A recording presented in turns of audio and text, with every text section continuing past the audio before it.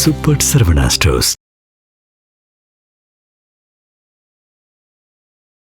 அது முதல்ல ட்ரூ ஈவெண்ட்டுன்னு போட்டு தான் ஆரம்பிக்கிறாங்க. அது எந்த அடிப்படையில் அவங்க வந்து அது உண்மைன்னு தெரியல. இதே மாதிரி தான் கேரளா ஸ்டோரி ஃபஸ்ட்டு வந்ததுக்குமே கோர்ட்டு வரைக்கும் போயிட்டு சுப்ரீம் கோர்ட் என்ன பண்ணாங்க, இது வந்து கற்பனை தான் முதல்ல போடணும் அப்படின்ட்டு போட்டாங்க. பெண்களை வந்து தீவிரவாத இயக்கத்துக்கு பயன்படுத்துறதுக்கு தான் காதலிக்கிறாங்க. ஏறக்குறைய நம்ம ஊரில் சொல்லணும் நாடக காலனி ஒன்று சொல்லிட்டு இருக்காங்க இல்லையா, அதே பேட்டர்னை வந்து இந்தியா லெவலில் கொண்டு போகிறாங்க. இதுக்கு பின்னாடி ஆர்எஸ்எஸ் பாஜக அரசாங்கம் பெரிய அளவில் இதுக்கு வந்து ஃபண்டு பண்ணுறாங்க.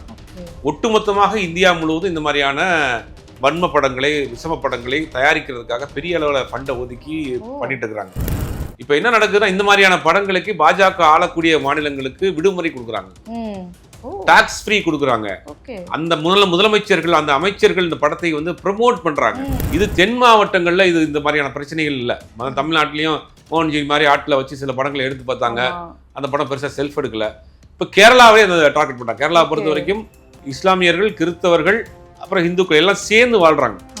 அங்க பாஜக கால் பதிக்கவே முடியல. பிரதமர் வரப்போறாரு, வந்து திருப்பரங்குன்றம் கோயிலுக்கு போறாரு. இந்த தேர்தலில் உங்களோட அஜெண்டா வந்து திருப்பரங்குன்றம் தான். அப்ப இது ஏதாவது ஒரு பிரச்சனையை மையப்படுத்தி தான் அவங்க அரசியலே பண்ணுவாங்க. தமிழ்நாட்டினுடைய எதிர்கட்சி தலைவர் பேசுறாரு, ராகுல் காந்தி பேசுறாரு, முதலமைச்சர் பேசுறாரு, விஜய் அமைதியா இருக்கிறாரு. உங்களுக்கு முடக்கி வச்சிருக்காங்க அதை பத்தி பேசி அப்படின்னு இல்லை. ஏன் சொல்ல வர்றோம் அப்படின்னா, சென்சார் போர்டும் இப்போ அவங்களுடைய ஒரு அமைப்பாக மாறிடுச்சு. இப்போ தென் மாவட்டங்கள் முழுவதும் எடுத்துக்கிட்டா மதுரை, திருநெல்வேலியா இருக்கட்டும், திருச்சியா இருக்கட்டும், இந்த பகுதியெல்லாம் நிறைய கிறிஸ்தவ கல்லூரிகள் வந்து நடத்தி அதை என்ன சொல்லிட்டாங்க, கடைசியில அங்க மத மாற்றம் பண்றாங்க. இப்போ என்னடா இவங்க எல்லாம் வேறுபாடு இல்லாம இருக்கிறானுங்க, நம்ம அரசியல் பண்ண முடியாதுங்க, நீங்க ஒத்துமையா இருக்கிறானுங்களே, இவனுக்கு பிரச்சனை அவன் வர்றான், அவனுக்கு இந்த வழக்கு போட்டதே ஒருத்தர் தான் போட்டுருக்காரு, நம்பூரி தான் போட்டுருக்காரு. இதுதான் அவங்களுக்கு சிக்கல். இதை உடைக்கணும். அப்ப அதை என்ன பண்றாங்க, டார்கெட் பண்ணி இந்த பீஃப், அந்த மதம், இதை கரெக்ட் பண்ணி ஒரு விஷயத்தை அங்க ஆரம்பிக்கணுங்கிறது தான் அவங்களுடைய நோக்கமே. இது உள்நோக்கத்தோட தான் பண்றாங்களே ஒழிய யதார்த்தமாக எடுத்தப்பட்ட படம் கிடையாது.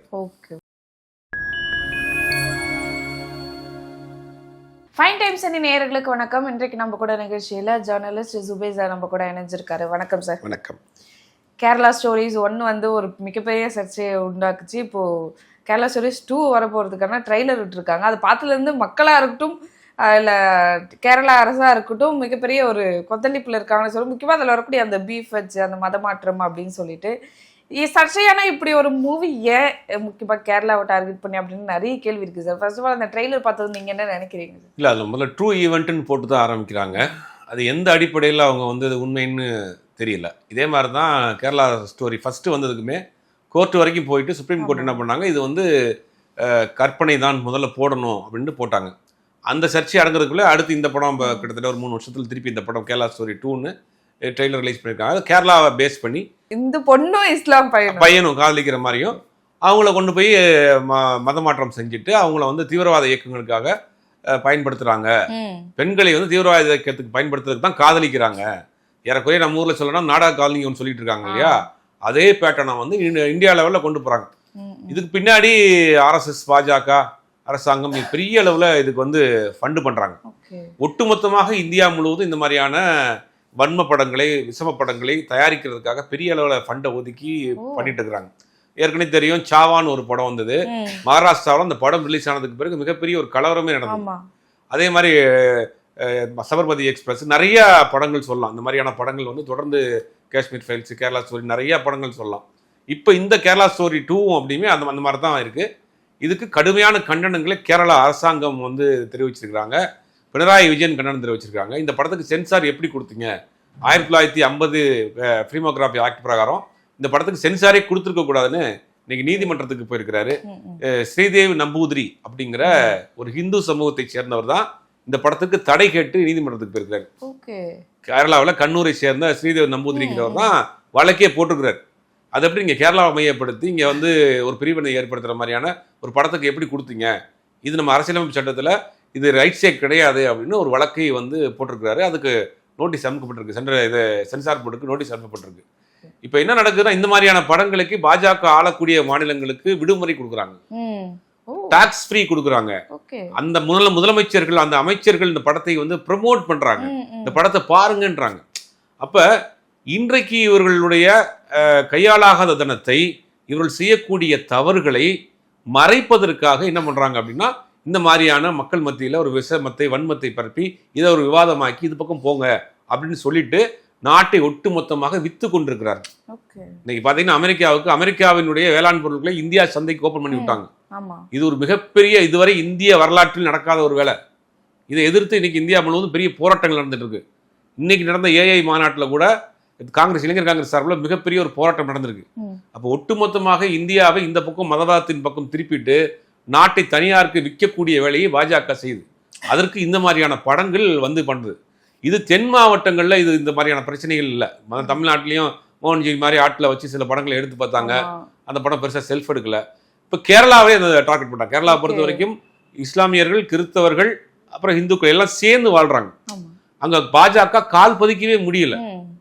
பெரிய அளவில் போராடி பார்க்குற கால் பதிக்கவே முடியல. அப்போ அந்த மாநிலத்துக்குள்ள இந்த மாதிரியான ஒரு விஷயத்தை கொண்டு போய் ஒரு பிளானிடுது, திட்டமிட்டே ஒரு வேலையை செய்கிறாங்க.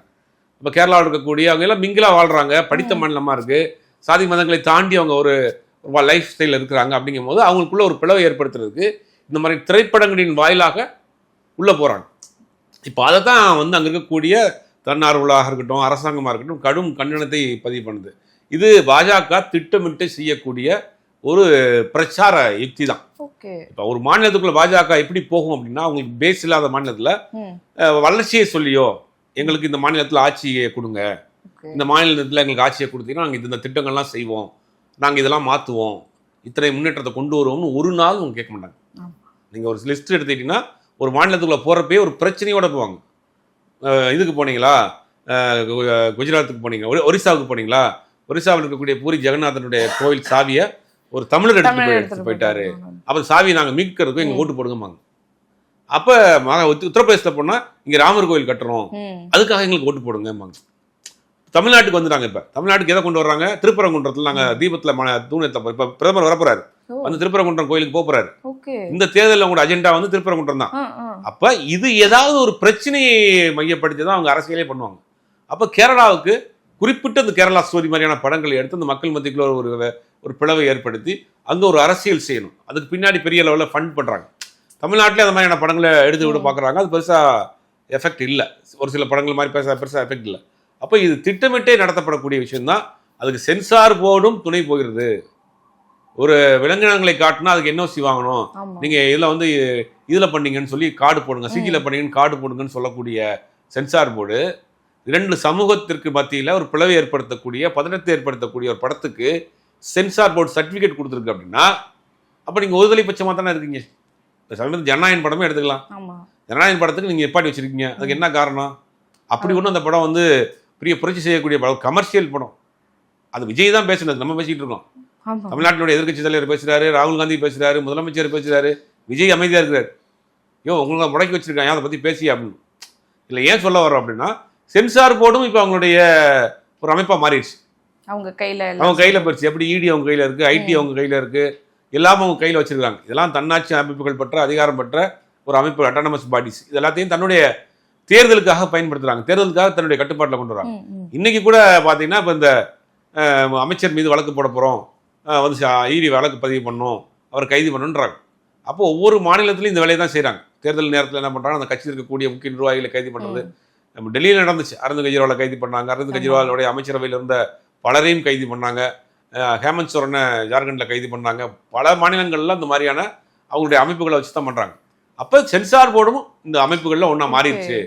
இவர்கள் அரசியல் செய்யறதுக்கு சென்சார் போர்டும் துணை போகிறது. இந்த படத்தை ஏன் நிப்பாட்டி வச்சிருக்காங்க, ஜனநாயகன் படத்தில் நடந்த பிரச்சனையே ரொம்ப சிம்பிள் மேட்டர்.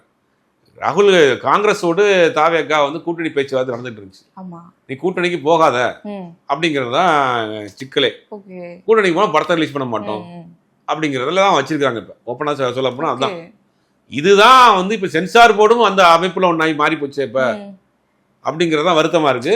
இது தென் மாநிலங்களுக்குள்ளும் இந்த மாதிரியான படங்கள் உள்ள வந்துருச்சு.